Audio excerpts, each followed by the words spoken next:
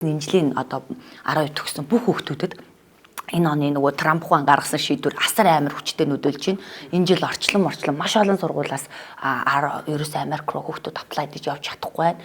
Дээрээс нь юу авч харагдаж байна л да. Нөгөө юу эхэлж шít. Азийн орнууд руу их авч байна. За тэгээд яаж бүр Монголдо сурна гэж байгаа хүүхдүүд асар их байна.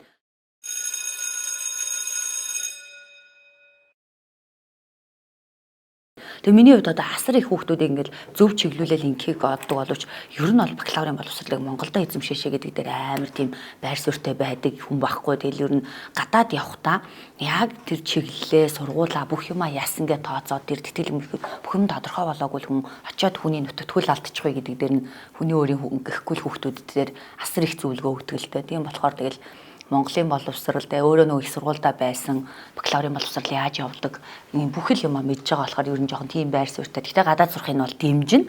Тэгээд сурж байгаа сайн сурж байгаа 2 дугаар курс мөсөөс явах боломжууд их сургуульд ч гэсэн зөндөө байдаг шүү дээ. Одоо ч байгаа зү багшаа ер нь байгаа юм. Гүү ер нь би бол Монголдоо сурахыг дэмждэг хүн шүү дээ. Бүр тий угаасаа тий. Яа тэгэхээр ингээд нөгөө одоо хувийн туршлага гэх юм уу да тийм ээ бич математикийн багш чинь таньдаг хүмүүс ч гэсэн ингээд гадаадад одоо сурдаг хүүхд маань шалгалтандаа унчлаа математик ойлгохгүй байна. Одоо туслаач дэмжээч гэд ядгалдаа ханддаг. Тэгээ би бас сонирхоод юу заах юм бэ гэж хардаг байхгүй юу? Тэгээ ингээ харахаар ерөнхийдөө бол математикийн хувьд бол ерөөсөө бид нэр бакалаврын төвшөнд бүр маш сайн сургаж чадчихэв. Тийм. Тэгээд ер нь бусад багш нартай санал солилцоод үзэхээр бид нар Монголдо бакалаврын төвшөнд сургаж чадахгүй юм за бүр байхгүй гэж хэлэх нь жаахан юу ах тийм үү? Ховор байна. Бид нар бол чадахын төлөө ажиллахад боломжтой байна. Яагаад тэгэхээр бид нар өөрсдөө бас гадаадд докторинтэй хамгаалж байгаа болохоор бид нар ч гадаадд багшилж чадвартай одоо онлын хувьд ч боломжтой хүмүүс байхгүй юу? Тэгэхээр бакалаврын төвшөнд бол ямар ч байсан төсвийн мөнгөөс гадаад сурахаа болио нэгдүгээр. За хоёрдугаар яг эцэгчүүдэд зөвлөхөд бүр их мөнгө төгрөгч илүү гараад байгаа л биш болвол бас түрүүн чиний хэлдэг тэр сургалтын төлбөрөөс гадна амжиргааны зардал гэж юм чинь байна шүү дээ тийм ээ. Тэгээ ирж очих зардал. Тэгээд энийгээ тооцоод үзвэл бас эдийн засгийн гаргалтай байна. 3 дугаар нэг юу бол нөгөө дөнгөж 17 8 хүрээд яаж байгаа хүмүүс төлөвшөөгүй учраас бас хөл алдах тохиолдол их байна. Тийм юм бол их бас тохиолдож байсан. Ингээд одоо гадаадд сурч чадахгүй янз бүрийн боллоо, өвдлөө, зовлоо, янз бүрийн юмтай холбогдлоо. Одоо тэгээ буцаад их сургуультай Монголдо сурах юм боломж байна вэ гэд хандж байгаа хүмүүс эцэгчүүд бас байдгийн. Кембрижээр сурсан хүмүүсийн давуу тал нь юу гэдэг вэ гэхээр гадаадын ихтэй сургуульд очиж шууд сурах гэхлээр ерөөдөө баг бэлтгэгдсэн болчихдог гэсэн. Гэтэ ганц асуудал байгаа нь судалгааны арга зүйг хэрхэн яаж хийх вэ гэдэг асуудал байна. Одоо чинь яг энгийн нэг кейс ярьж болно. Манай 2018 онд төгссөн нэг охин Америкийн Манчестер хотод Манчестер их сургуульд очиод яг нөгөө дизайн чиглэлээр сураад над руу нэг үүрээр нэг залгасан юм аа. Би нөгөө математикийн орд үзсэн болоо нэлээд ойр харилцаатай. Тэнгүүд над руу залгаад бүр залгаад болдгоо болохоор би бүр гайхаад ажил дээр ярьж байгаа уцыг аваад ярьсан чинь багшаа энд надад юу ч заахгүй байна гэдээ уйлжсэн бохоо тэр өх. Тэгээд чи судалгааны арга зүйг үе GP гэдэг жил үзээг учраас чамд ийм юм арга зүйнүүд дутаад байна. Чи тэгэхээр энэ тал руу жоохон судалгаа хийгээд үз. Тэгэх юм бол чи одоо юу амжилтаа сурах боломжтой гэдэг зүйлийг ярьдаг. Тэнгүүд яг энийг мэдхгүйгээс болоод хүүхдүүд нөгөө л яг таны хэлдгээр гадаад дэвцээ сургууль очихлоор шууд хөл алдчихж байгаа. Тэгмэд одоо би яг өөрийнхөө байр суурийг хэлгүүл би бакалаврын боловсролыг Монголдо эзэмших зүг гэж боддог хүмүүсийн нэг. Тэгээд бакалаврын боловсролыг Монголдо эзэмшчихэд дараагийн түвшний боловсролыг нөгөө нарийн одоо магистр ч юм уу те докторийн зэргийн зүйлүүдийг бол одоо яг өөрийн сонирхож байгаа магадгүй Япон ч юм уу те Хятад ч юм уу Англи Америк ч юм уу те магадгүй таны хэлснээр Унгар ч юм уу очиж сурах боломжтой. Зүгээр хамгийн гол хүндрэл юу харагддаг вэ гэхээр үндсэндээ болдор чи ингээд нөгөө сурах арга барилын хувьд шал өөр орчин байхгүй юу? Ялангуяа эн чинь Европын одоо боловсролын систем гэдэг бол нөгөө сурах арга барилын юмнуудыг бол бүр ингээд 10 жилд нь өгцсөн байдаг. Гэтэл манайх бол тэн дээр бас ямар нэгэн бэлэр асуудалтай одоо хүндрэлүүд байдаг гэсэн. Бие даан суралцах түрүүний ярьж байгаа судалгааны арга зүй гэдэг шиг яг бие даан суралцах тэр чадвар юмнууд нь дутмаг. Тэгэл үндсэндээ бол одоо эн чинь яг үндсэндээ тийм чөлөөтэй байдалд орчиж ил гэсэн үг шүү дээ. Тэгээд одоо яхаач мэдэхгүй ингээл чинь хугацаа яваад байдаг тийм. Үнэхээр хичээл зүтгэлтэй хүүхдүүд л амжилтаа суралцаж төгснө. Бусд нь бол чадахгүй. Энэ нэг сургууль байгуулагдсан бас түүхэн ч гэсэн уул уурхаан одоо Монгол улсын эдийн засгийн уул уурхай маш одоо эрчимтэй хөгжилд одоо авчирж байгаа тийм ээ. Яг энэ бүүн болж исэн үед л одоо манай сургууль бас ингээд хилцээр байгуулагдчихсэн юм түүхтэй. Тэгээ эхлээд бол яаж ирсэн бэ гэхээр бас л ялгаа байхгүй энэ Германы 2 том сургуулийг яагаад ингээд дэмжлэгээр бас хүүхдүүдийг явуулсан байгаа. Гэхдээ тэр юугаар шугамаар бас хүүхдүүд ирсэн. Ер нь явж ирнэ ямар шийдэл рүү очсон бэ гэхээр за Германы тэр тусалцаа юмнуудыг аваад Монголд сургууль байгуулах нь бас хэрэгтэй юм байна. Бакалаврын боловсрал Монголд нэгдүгээр хямдхан байна. Одоо дэлхийн аль ч улс орноос Монгол бакалаврын боловсролыг хямдхан эзэмшиж гэж. Хоёр дахь нэг зүйл нь юу анзаарч байна гэхээр одоо ингээд нөгөө нэг фейлдж байгаа хгүй. Хүн болон гадаад яваад чадахгүй байна. Орхиод ирч чадчихээн. Хэдий тэтгэлэг 60%, 80%, 90% авсан ч гэсэн 10%, 20% нь арга гэр бүлд асар том ачаа үүрүүлж байна. Тэрийг төлөөд явах чадвартай Монгол гэр бүлүүд хэр олон байгаа юм бэ гэдэг чинь айгүй тийм цөөхөн байгаа байхгүй. Тэгээд эрсэргээрээ хийж ирж байгаа юм байсан. Айгүй боддог юм альчгүй. Одоо Монгол хүмүүс шүү дээ тийм ээ. Энэ нөгөө төрлөх хилээрээ яг энэ шинжлэх ухааны нарийн мэрэгжлийг авах чинь өөр ахгүй юу. Хүүхэд англи хэл хичнээн сайн сурж болно. Өөр хэл хичнээн сайн сурсан байж болно. Эцээц түүний дотоод өөрөө өөртөө ярьдаг хэл гэж байна шүү дээ. Одоо өөрийнх төрлөх хэл гэж юу яг юу нэг ингэж. Төрлөх хэл гэдэг чинь нөгөө өөрөө өөртөө бодол татсан байдаг хэл ахгүй юу тий. Тэгэхээр энүүгээрээ суураа олж авна гэдэг бол миний бодлоор хүмүүсийн бас ярихгүй байгаа их том юу ах гэж бодоод байгаа юм. 18, 19 хүүхэд, 17, 18 хүүхдүүд гадаадд очиж сураад ирэхлээр яадаг вэ гэхээр нэг бол гадаад үндэс очдог асуудал үүдэг. Нэг бол гадаад их нэртэй болчдөг, нэг бол гадаад болчдөг асуудал. Тэгэнгүүт яг нөгөө хүүхдүүдийн хайрлал, дурлалцах, шохоорох үйлч нөгөө оюут нас дээр явагдаж шүү дээ, тэр үед яалтч нөгөө одоо юу гэдэг гадаадд байгаа учраас бас нэг яг энэ бол амар чухал өнцгөрж байгаа. Тэгэнгүүт нөгөө юу гэж яадаг вэ гэхээр одоо чинь их нэртэйг нөхөртөөгөө хаан танилцсан бай. Ингээл асууж байна. Оюутан багтаа хэлсэн шүү дээ. Тэгээд оюутан багтаа танилцаад оюутан багтаа суудаг. За магадгүй оюутан багтаа анхныхаа аав ээж болдог. Эсвэл амьдрал дээр гараад аав болдог. Тэнгүүд бид нар яг юу болох ёстой вэ гэхээр мэрэгжил сонголт маш чухал юм. Тэрийг хаана эзэмших ёстой гэдэг нь чухал үнэн. Гэхдээ нөгөө би зонд хайртай дээр гардаг нэг үг өгдөө шүү дээ. Бид нар 8 дуртай. Хүн болго математикч болох алба бүгэ аав ээж болохыг санах ёстой гэдэг шиг. Тэр хүмүүс гадаадд очиж сурахад манай Монголын яг топ толгойд одоо юу гэдэг боловсрол сайн эзэмсэн хүмүүс ийж очиж байгаа. Мэдээж энд байгаа 100 хүүхдөөс өрсөлдөөд шилдэг 10 тийш явж байгаа. За магадгүй аав ээж нь боловсролын тэтгээр тэр хүүхдүүд энд очиж байгаа. Тэр хүүхдүүдийн буцаж ирэх баталгаа нь юу вэ гэхээр энд байгаа гэр бүл нь баггүй. Магадгүй энд хайрцагын холбоотой ч юм уу гэр бүлээ батлуулсан ч юм уу эхнэр нөхөр нь энд өдөг болвол тэр хүүхэд тэнд сурд өгсөөл тэгээ шууд Монголд л явна. Тэгэхээр нөгөө төрөний хэлдэг гадаадад ихтэй сургууль эзэмшсэн аль талдаа вэ гэвэл би Монголд авчих. Одоо мэрэгжил сонгоход чи юу нөлөөлөд байна гэдэг асуудал байгаа тийм шүү дээ тийм ээ. Мэрэгжил сонгоход ер нь юу нөлөөлөд байна? За тренд нөлөөлдөг тийм үү? Нэг хэсэг одоо тийшээ шуурал, нэг хэсэг ийшээ шуурал, нэг хэсэг одоо гэр бүлийн сэтгэл судлал руу аймаар шуурал. Манай мөсөн сэтгэл судлал чинь 150 хүүхэд төгсөж байгаа. Юу гайхаад инженерийн ангид хэлсэлт авахгүй сэтгэл судлал дээр. Одоо эрэгтэй хүүхэд байгаа байхгүй юу? Сэтгэл судлалаар бүр аягүй сайн математикт аягүй сайн хүүхэд байгаа байхгүй юу? Тэгээ чи юуны ангийн сэтгэл судлал гэх. Гэхдээ яг бас хүн сэтгэл судлал сонирхож болох л ах. Гэхдээ нөгөө нэг талаас хүүхдийн сонирхол гэдэг юм нэг хэрэг тийм үү? Нөгөө талаас тэр хүүхдийн чадвар бас нэг асуудал. Түрүүн багш хэлээдсэн нөгөө энэ хүүхэд сонирхох нь нэг хэрэг, одоо байгалийн өгөгдөл нь бас нэг хэрэг тийм үү? За дээрэс нь эцэг эхийн хүлээлт. Хичээл сонголтын дээр хин хамгийн сөрөг нөлөөлөл одоо нөлөөллийг үзүүлдэг үг бол аав ээж та. Гэхдээ хамгийн сөрөг нөлөөллийг аав үзүүлдэг. Яг үнэ. Одоо чинь энгийн жишээ хийж болж байгаа. Одоо манай нэг шав орж ирэл багшаа би ингээд бизнесийн чиглэлээр явах гэж байгаа. Би эдийн засаг болох гэж байгаа гэж асуудаг байхгүй юу? Яагаад эдийн засагч яг юу хийх юм бэ гэж асуухлаар мэдгүй аавал гоё гэсэн шүү дээ. Ээж л гоё гэсэн шүү дээ. Тэгэл эмч болох гэж байгаа гэж орж ирэнгүүт чи яагаад эмч болох гэж байгаа юм? Манай аав амар мундаг эмч байхгүй юу? Тэгэхээр эмч болох гэдэг бас эмч гэдэг юм ийм яриад байна. А гэтэл тэр үг дотор шал өөр юм өсөж байдаг байхгүй юу? Бодлоо. Гэтэл бас нөгөө нийгмийн хэрэгцээ гэж бас нэг юм байгаад байна тийм үү? Үгүй Монгол улсад чинь багш хэрэгтэй байна гэдэг тийм үү? За гэтэл бас манай нэг геологийн багш хэлжсэн. Үгүй энэ геологийн ангид чинь дандаа октод байна. Чи одоо хээрийн аялалд одоо юунд ажилд явдаг нэг 40 бетонтой усны талаас ингээд өргөлцөөд байх ганц хоёр эрэгтэй хөлттэй болмоор байна гэдэг нэг асуудал. Тэнгүүд би нөгөө түрүүний хэлдэг мэрэгжил сонголтыг ер нь хаанаас эхлэх ёстой. Миний харж байгаа бол 9 дугаар ангиас. Тэгвэл 9 дугаар анги хүртэл хүүхдийг юуг нь тодорхойлох ёстой вэ гэхээр 6-аас 8 дугаар ангийн хооронд эцэг эхчүүд хүүхдүүд төр багш нар төр тухайн хүүхэд аль мэрэгжлийн хүн болоход одоо тохиромжтой байна гэдэг энэ хэсэгт илрүүлмээр байгаа байхгүй. Харин бага ангид буюу 1-ээс 5 дугаар ангид хүүхдийн суур болж байдаг шүү. Яг үнэ. Одоо зүгээр миний ажиллаж байгаагаар бол улсын сургууль дээр чинь 9 дугаар ангийг аваад үзье тий. Одоо чинь алт сургууль дээр 9 дугаар ангийг аваад хүмүүс анги төвшиг анги төгсөх шалгалтыг үзэж байгаа байхгүй. Тэнгүүтэр анги төгсөх шалгалт яадаг вэ гэхээр 9 дугаар анги дээр за англи хэлийг заавал өгч байгаа. Монгол хэл уран зохиол монголчуудын шалгалтын нийтмэл олгыг заавал өгч байгаа. Математик заавал өгч байгаа. Тэнгүүд нөгөө талд нь байгалийн ухаан, нийгмийн хоёр айлыг сонгож байгаа. Гэхдээ тэр нь шалгалтын өмнө. Тэгтэл тэр сонголтыг магадгүй 9 дугаар ямар хийцэн юм бэ? Ерөөсөө мэрэгжил гэжлийн талаар судлахгүй байна л да. Мэрэгжлүүдийнхаа талаар ерөөсөө ойлголт байхгүй. Энэ одоо байгалийн ухааны салбарт ямар мэрэгжил байгаа. Энэ логистик үйлдвэрлэлийн салбарт чи ямар мэрэгжлүүд байгаа даа.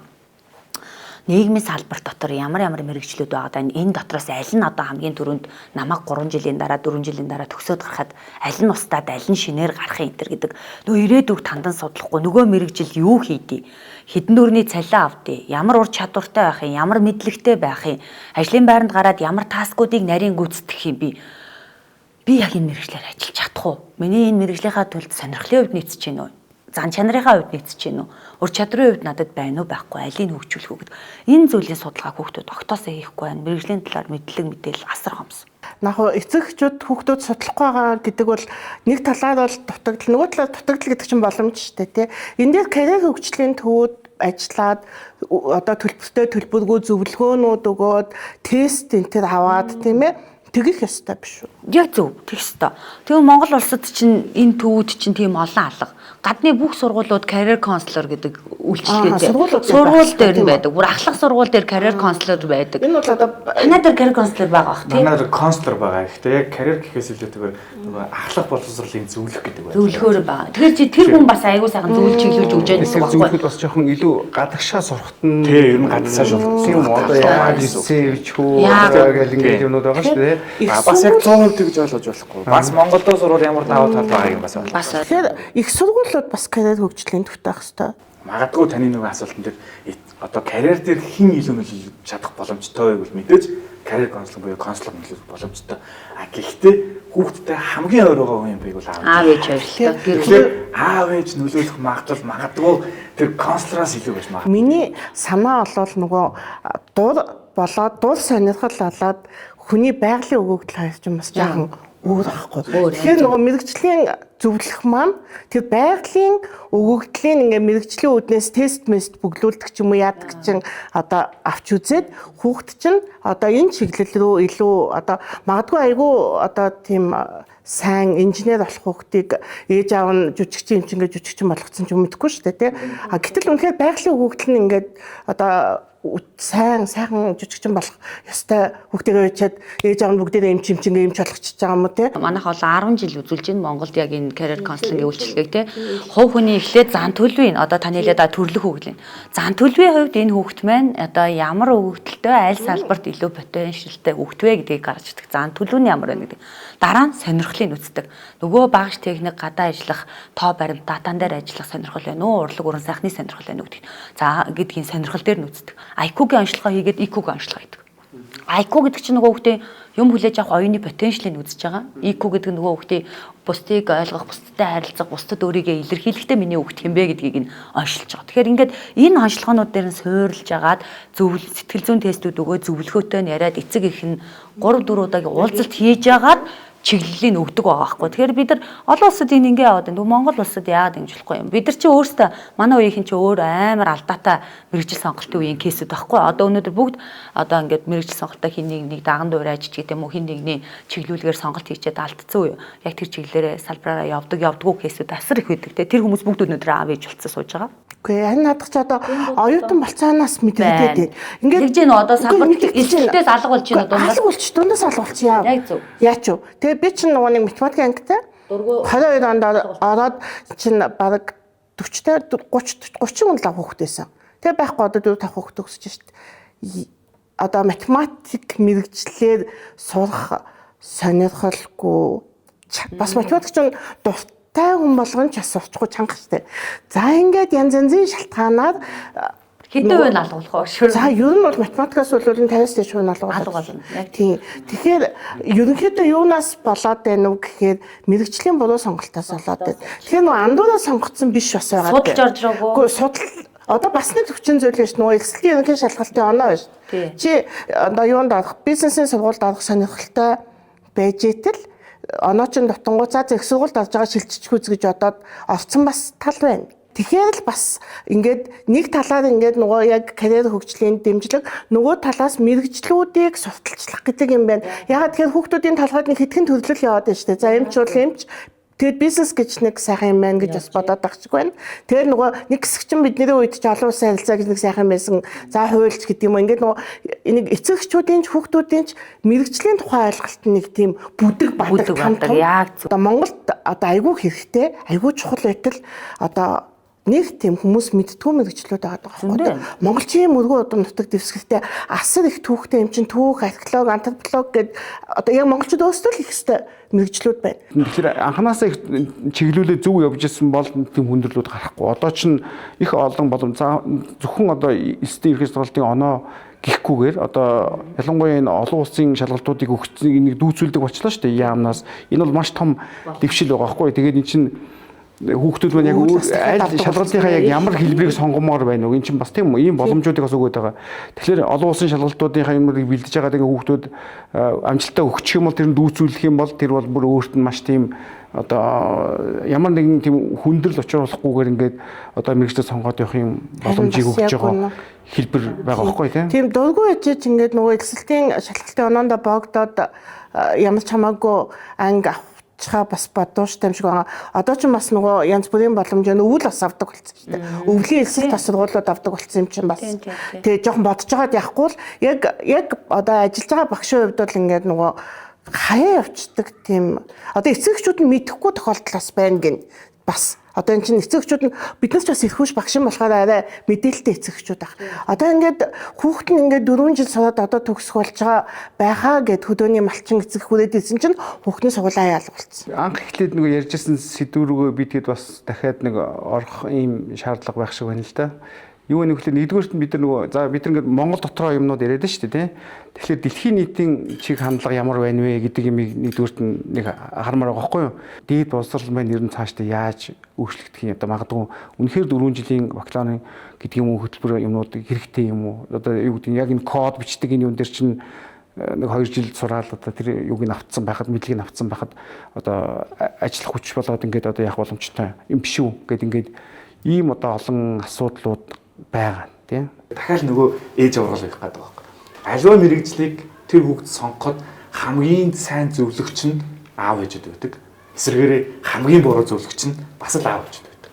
Тэгэхээр өөрөөр хэлбэл хүүхдээ багаас нь зөв таних ойлгох гэдэг ажлыг бол аав ээж зөв хийчих юм бол одоо тэгэл ген гэдэг нэг зүйл байгаа шүү дээ. Миний чаддаг зүйл за магадгүй манай хүүхд чадахгүй байсан ч гэсэн манай хүүхдийн хүүхдээр өвлөж л байгаа. Яг л ген учраас. Тэгэхээр ген гэдэг зүйл байгаа учраас нөгөө мод алин модноос хол ундаггүй гэдэг шиг л тэр ур чадвар тухайн эцэг ихтэн байгаа ур чадвар хүүхдэд тодорхой хэмжээр байж л байгаа. Тэр дур сонирхол тахамдрал нь байж л байгаа. А нөгөө талтай ямар ном уншиж чинь юун дуртай байна, аль чиглэлийнх байна гэдгийг бас л аав ээж нь анзаарчих юм бол заавал тэр дээд боловсролыг эзэмшүүлэх гэдэг шаардлага байхгүй магадгүй таны хэлдгэр те месүүд одоо нөгөө өмнөх одоо тогтолцоогоор ярих юм бол юу гэж ярьдаг вүлээ тиймс чинь те өөрөлдөл ярьдаг заавал нөгөө онцордог одоо нөгөө одоо инженер гэх юм бол одоо дээд сургууль орч чаддаг уусаа сурдаг нөгөө ажилчаа гэх юм уу те тэр мэрэгжил ч гэсэн сайхан одоо чинь инженер гагнуурч үнэхээр сайн гагнуурч байвал одоо банкны нэг салбар хариуцсан захирлаас илүү л амьдарч байгаа. Одоо чинь би нэг гайнуурсан залуу хүн мэднэ.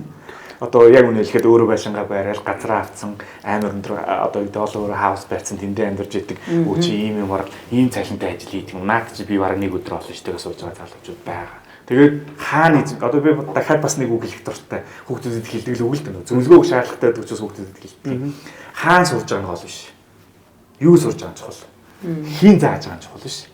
Хин сурж байгаа нь чухал гэж хэлдэг байхгүй. Ингээд нөгөө карьерийн төрөх цагаас өөхөх нас хүртэл карьерийн солонго гэж зүйлээд юм билээ л дээ. Тэрнээс яг ингээд 0-аас 14 нас нөгөө хүүхэд нас 15-аас 35 нас бол сурах өөрөө өөрийгөө бүтээх нас гэж байгаа байхгүй. 15-аас 35 нас хүртэл.